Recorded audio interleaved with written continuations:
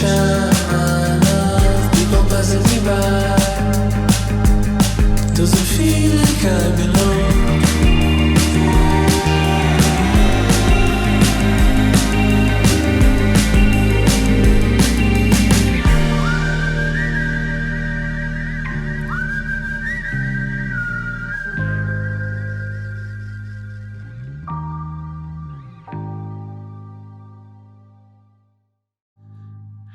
How's everybody doing?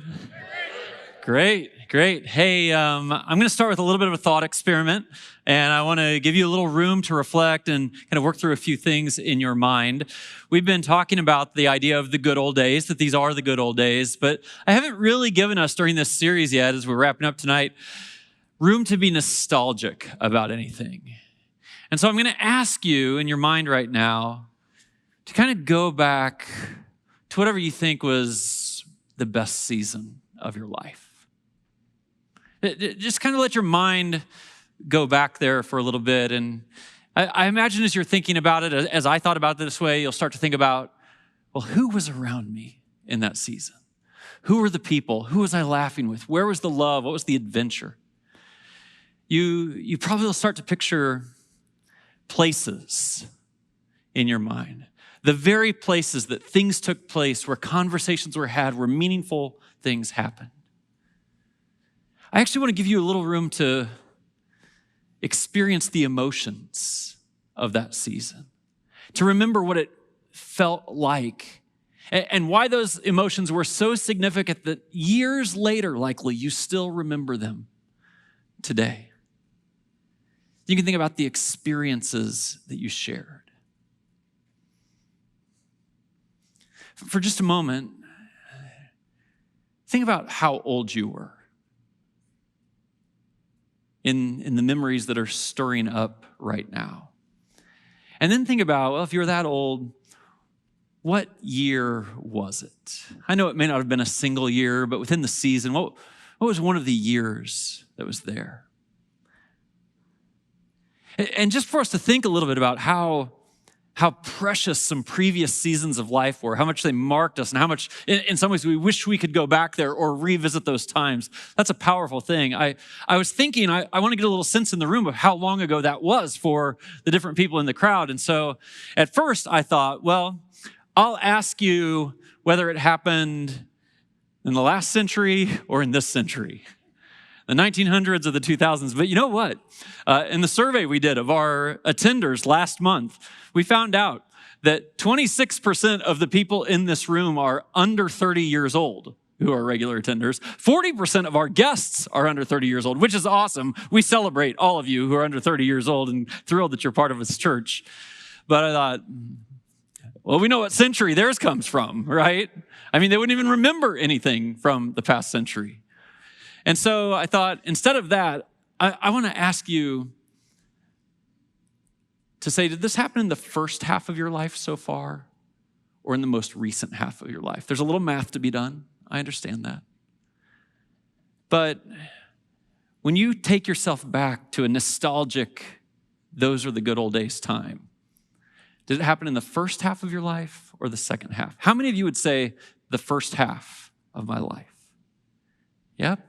It's in the distance a little bit. How many of you would say the second half, the more recent half? And maybe for some of you, very, very recently. It's pretty interesting to me. You know, there's a lot of songs, of course, that stir this nostalgia about the good old days. And I thought, so I'm 51 years old, okay? So I'm definitely in the older crowd that's here these days. And I do have a 7-year-old home, which keeps me young and makes me old all at the same time. I will tell you, my wife, Jenny, who is a saint, showed me a shirt she thought about getting me for Father's Day, and it said, "Not Grandpa."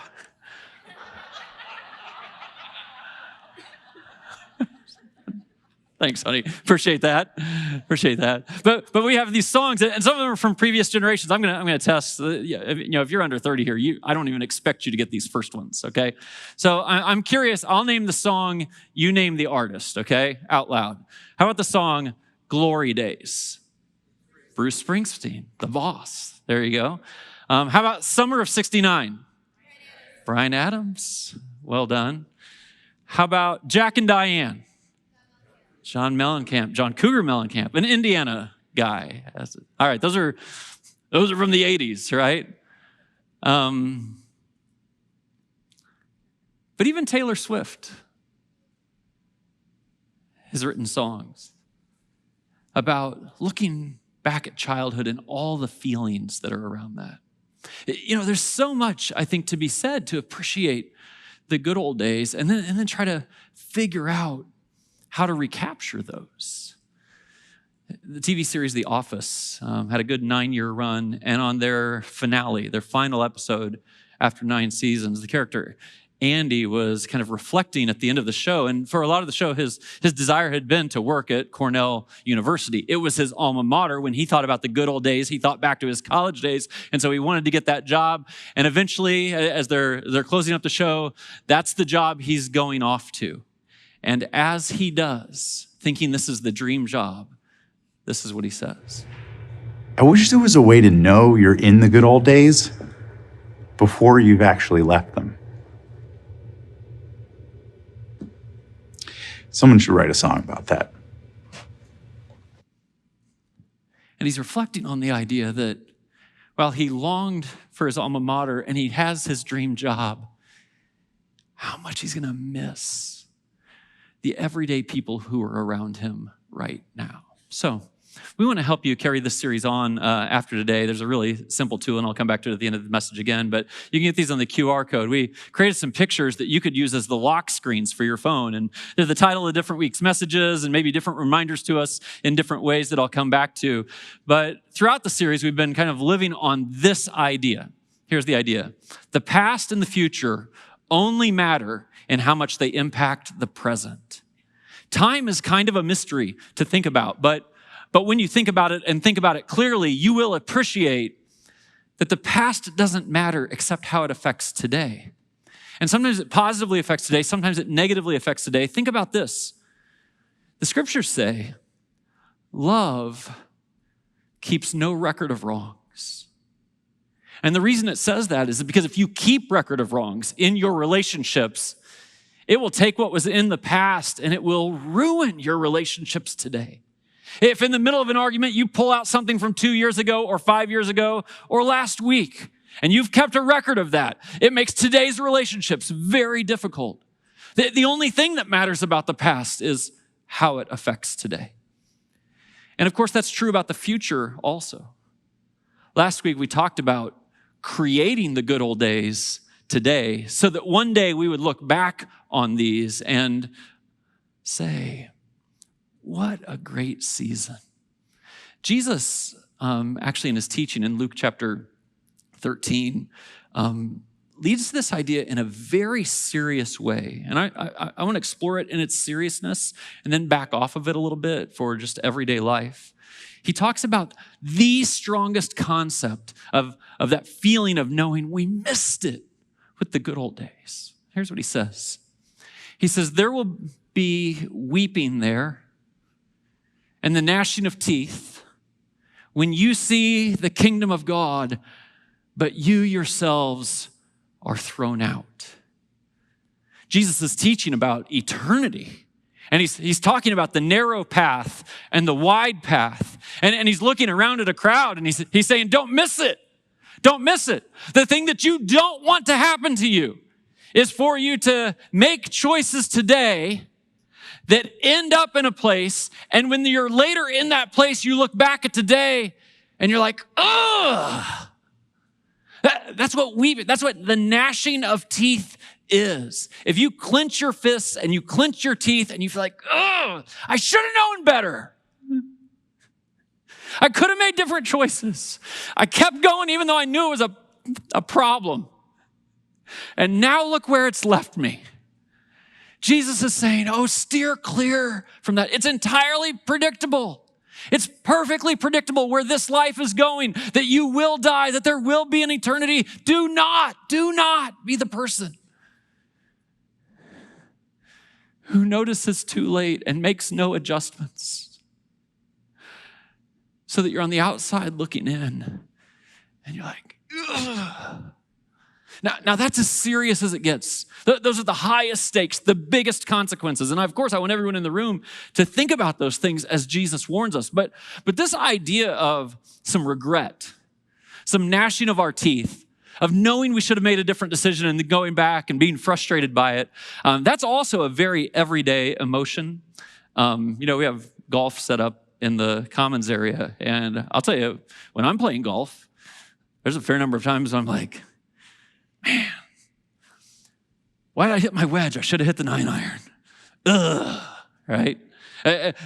This is kind of funny to me, but I have men's groups. I think I'm on my fourth one. I usually run them for about 2 years, and then I hand them off to a leader, raise up a leader, and start a new one. And a lot of the guys in my men's group have played golf over the years. And so I was playing with my previous men's group. This was just shortly after we met. And of course, there's some guys who they love to play and other guys who are brand new. And we're like, oh no, come out. It'll be a good time. We'll do it as a scramble. You don't have to be very good. One of the guys is like, I don't even have any clubs. I'm like, no problem. You can use our clubs. And I'm just meeting this guy for the first time. And we go out on the golf course and he doesn't have any clubs. I say, hey, you can use my driver, right?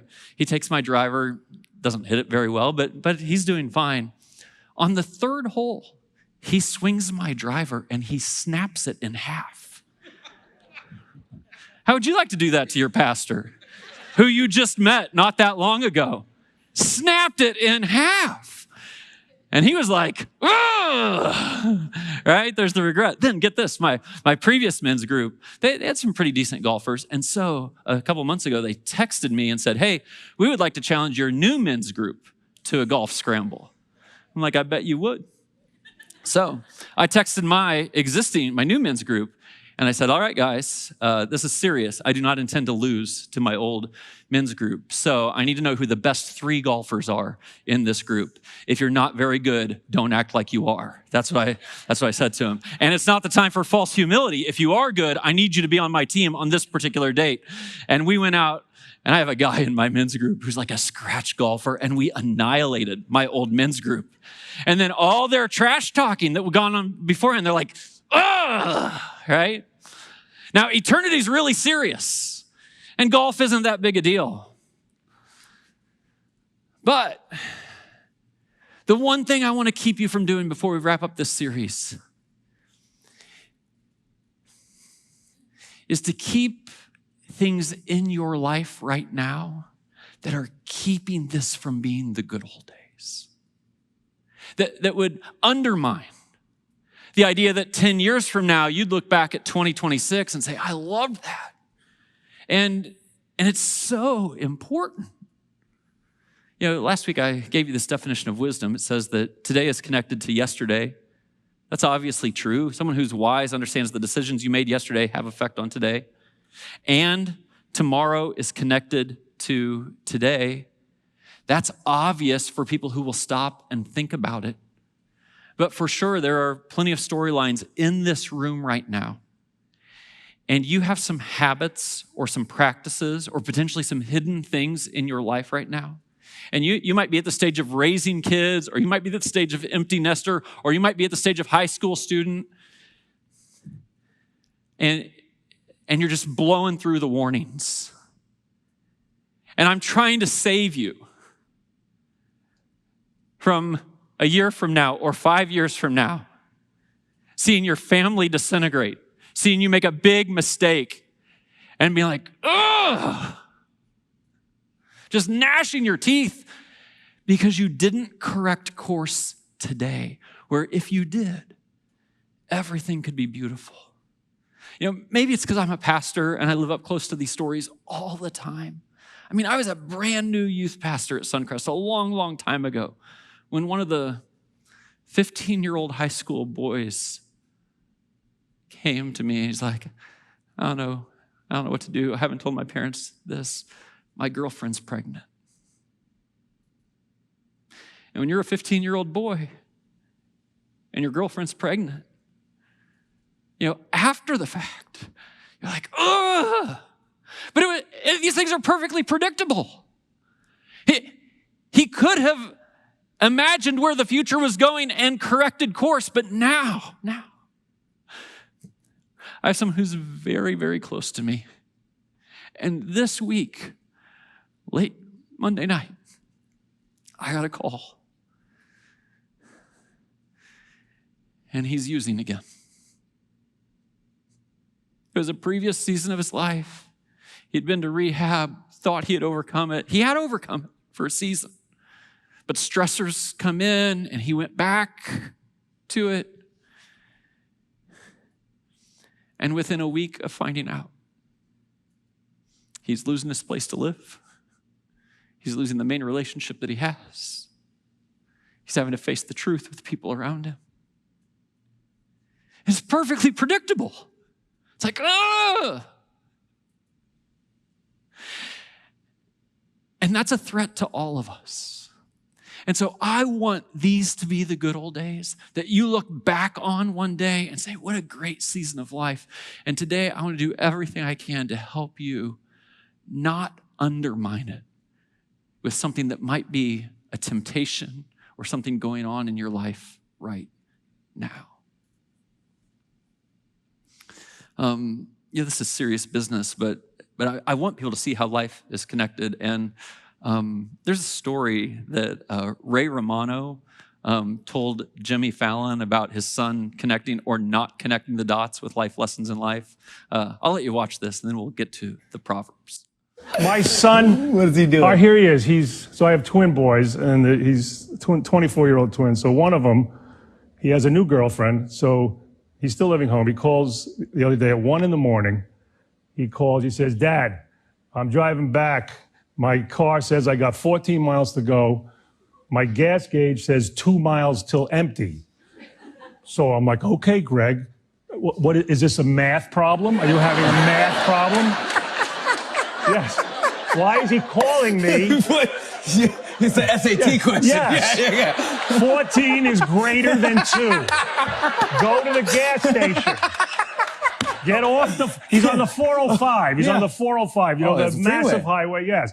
I say, get off, go get gas. And he goes, I can't because my debit card is at 0, and 0 is less than all of those numbers. And so then I say, at first I'm mad, like, why is he letting this happen? And then I figure, all right, just stay on the phone until you get home. I'll stay on the phone to make sure you get home in time. He goes, okay, but I don't have my charger, and I have 1% left on my phone. Oh my gosh! It's too much math. Exactly. And I'm just so, I'm worried, but I'm so aggravated. Why is he letting? And I'm like, Greg, why did you do this? He goes, look, I don't know. Boop, it goes dead. The phone goes dead. The phone is dead, so now I have to wonder I'm in my underwear. It's 1 a.m. Yes, do I have to get up and patrol the 405? No, because, look, what's going to happen? But he's going to be there with nothing, no phone, no money. And, the 405 gets a little deserted for a while. And finally, I go, I talk to my wife, I go, you got to go. I get dressed, I go into the driveway, I get in, and he pulls in, and he made it. And he la-di-das, yeah, I made it. So he learned nothing. He learned nothing.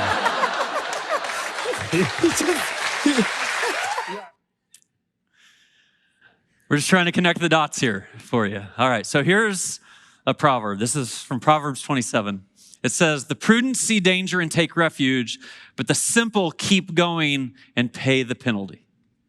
And the prudent idea here from Proverbs is the wise. And the simple idea here is the fool.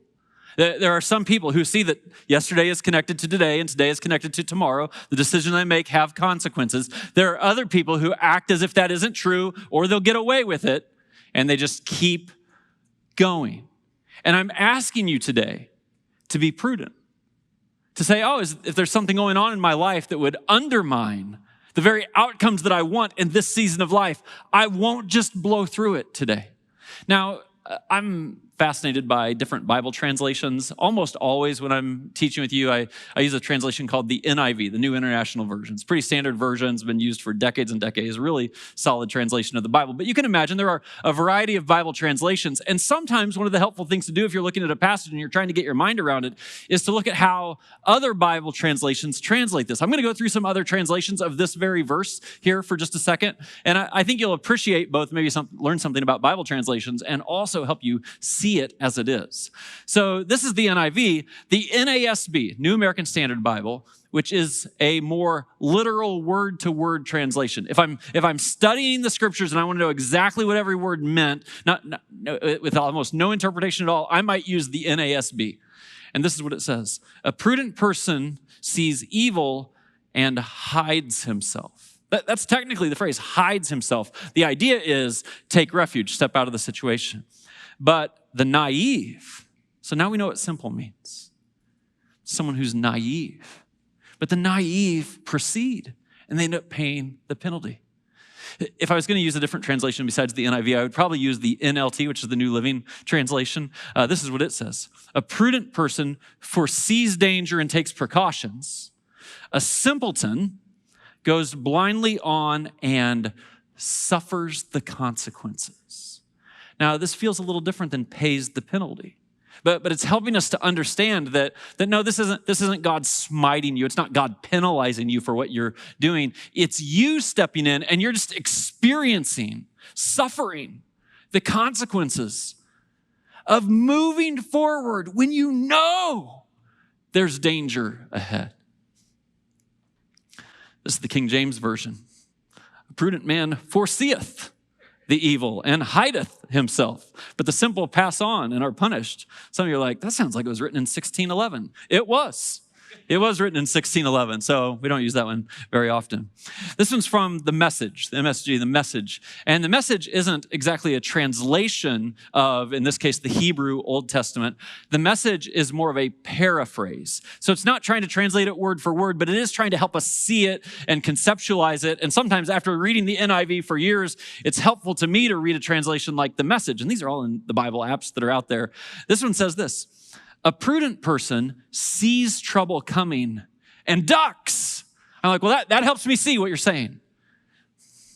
A simpleton walks in blindly and is clobbered. And I'm asking you today to be honest about things that might be going on in your life, things that might be coming at you, so that you can duck and not get clobbered. This is the CEV. It's the contemporary English version. You're going to love this. Be cautious and hide when you see danger. Don't be stupid. And walk right into trouble, right? If you just need something to hit you in the face, worded in today's language, the CEV might be for years. You'll appreciate this. Again, you don't need a lesson on Bible translation today, but this one actually, it doesn't quite completely honor the text because it takes something that is kind of in the third person. Hey, the prudent see this, and it drives it right at you like you're stupid. But it does get your attention in a certain way. So let me go back to the NIV version of this verse. The prudent see danger and take refuge, but the simple keep going and pay the penalty. I'm going to ask you to memorize this with me tonight. I know you feel like you probably can't, but we're all going to do it together very, very quickly. We're going to read just this first part up to the comma together out loud. We'll memorize this first part first and the second part after that. So just read this out loud with me. The prudent see danger and take refuge. One more time, really strong. The prudent see danger and take refuge. One more time. The prudent see danger and take refuge. That's what I'm asking you to do.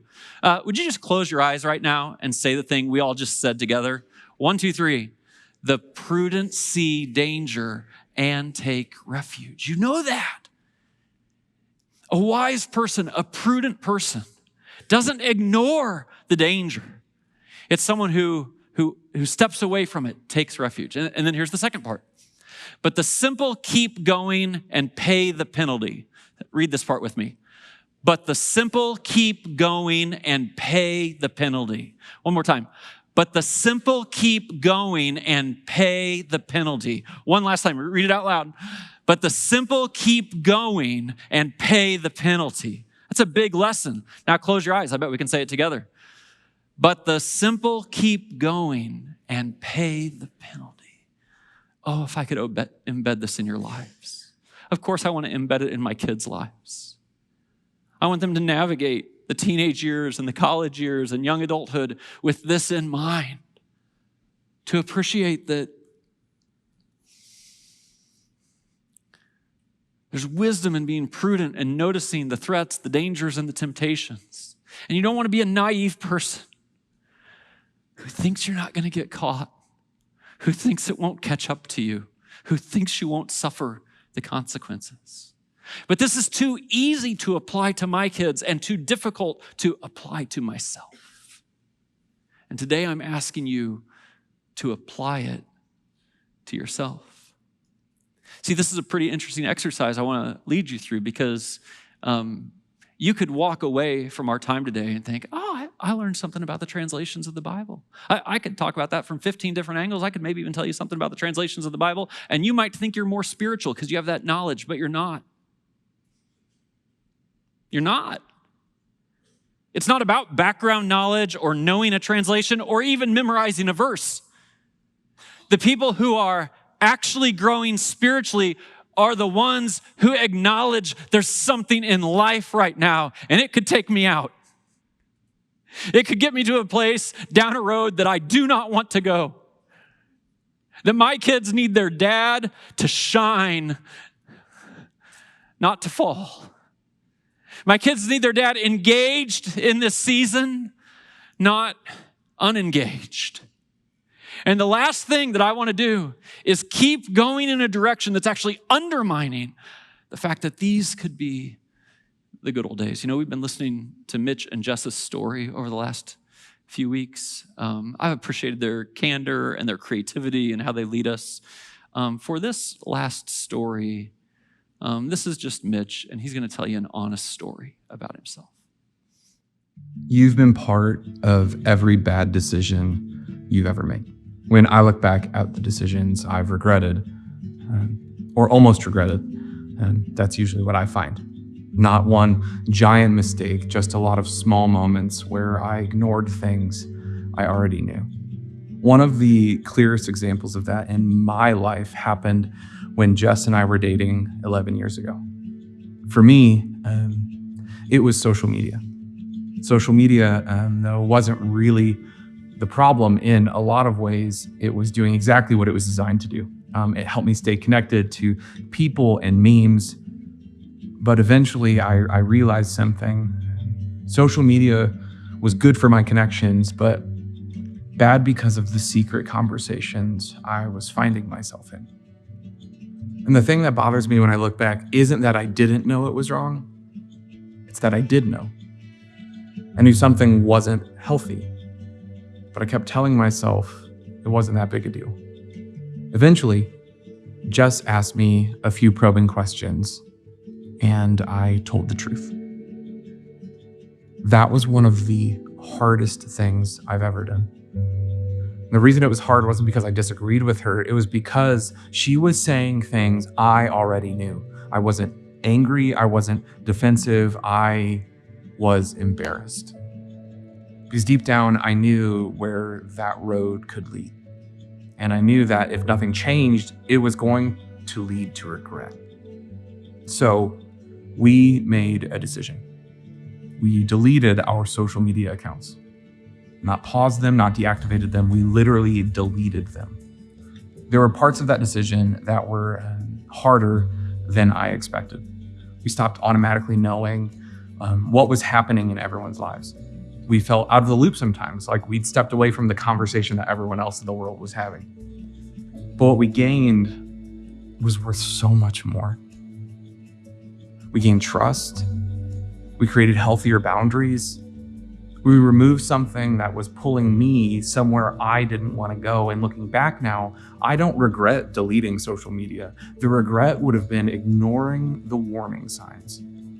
The regret would have been convincing myself that something unhealthy wasn't actually affecting me. I think what I've learned is that most regrets don't come out of nowhere. Usually they start as something small we keep refusing to address, something we keep pushing into the future, something we keep telling ourselves isn't that big of a deal.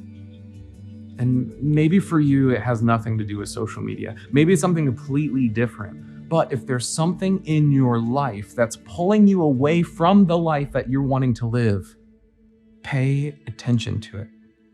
Because the story you're living today eventually becomes the story that you tell tomorrow. So don't regret it. The good old days are too important to leave unprotected. Aren't you grateful for honest stories? And aren't you grateful that Mitch was prudent and he saw the danger and he stepped away from it? He was not naive and just kept going. So this is my question. What is the danger ahead that will cost you if you keep going?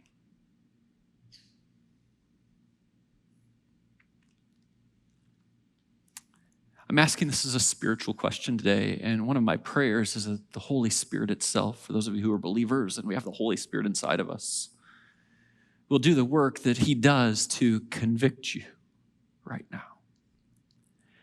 And that if he convicts you over our time together, you won't shake it off and just keep going on the same path, but instead, you'll confess.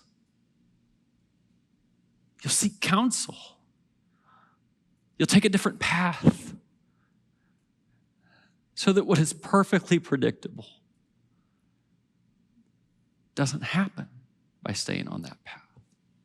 Maybe another way to ask it is this: what could undermine the things that matter most to you in this season of life? And I'm going to give you a long list of possibilities. Yours might be on here or it may not. You know, Mitch talked about social media. You know, social media has lots of fingers to it, and it can be good in some ways. But it's entirely possible that social media itself is undermining the relationships, the way you use your time, more than anything else. And when Mitch says that, we didn't pause it, we deleted it. I'm like, well, thank God he did. It could be that you have a hidden relationship somewhere or a hidden habit that you hope no one finds out about. And I understand, I really do, how difficult it is to bring that into the light and say, I've tried to stop on my own before, but I failed before. I will not be a simpleton. I will not be naive. I will not be stupid. And just keep going. Maybe technology as a whole. I mean, the very device in your pocket steals so much of life from us. And as much as it can be a valuable tool, we're all making the calculation to say, hey, my kids are young, but do they get all of me? Or does that phone keep pushing its way in? Maybe it's pride. Pride is what tells you you don't need any help. You can do this on your own. How embarrassing would it be to admit to the thing that you're wrestling with? You think you should be smart enough to be able to figure it out. You think your self-discipline would be able to get you over the hump this time. But we all need help. Everybody's fragile in one way or another. And reaching out to ask for help is the strongest thing a human being can do, not the weakest. Maybe you're saying yes too much to the less important things, and it's getting in the way. Maybe there are youth activities that your kids are involved in. It could be sports. It could be almost anything. And while you're here this weekend, or maybe you're watching online because you're not here this weekend, that there's a certain element of life that is dominating and communicating to your kids what's most important. But later on, you might look back and say, But did we miss bigger things?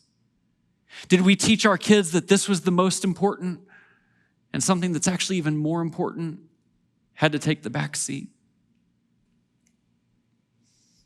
There's your schedule. I hate to pick on dads on Father's Day. I really do, because, moms get a lot of love on Mother's Day, and then dads sometimes get a sermon that punches you in the gut. But I've talked to too many dads. I'm trying to help you today, who were absent when their kids were young because they were chasing promotions and notoriety and money and goals. The prudent see danger, and they take refuge. But the simple, the naive, the stupid suffer the consequences. And so I just want us to reflect on this together today. I mentioned those wallpapers that we have for your phone. I'm going to show you the big ones. You can get these at the QR code that's there. You might want to just have this on your phone, so every time you look at it, remind yourself, these are the good old days. That's a prompt we need to not get off course. How about this one? Put that on your phone to remind you to put down your phone. Maybe you go back to the series and think, well, I got to appreciate the moments that we're in. Maybe you're oriented to say, I got to recreate some experiences like we talked about last week. Or maybe this one is yours today. Don't regret it. Don't be a person who a year from now or 5 years or 10 years from now could have had a treasured season in your life, and instead it's marked with,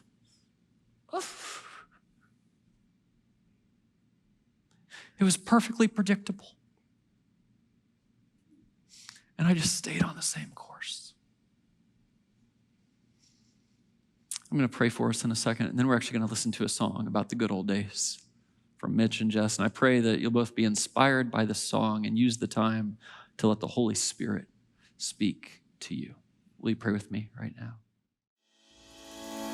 Well, I really hope that was helpful for integrating faith with life. Listen, if you're in Northwest Indiana, I'd love to have you join us in person. Head over to suncrest.org and plan your visit.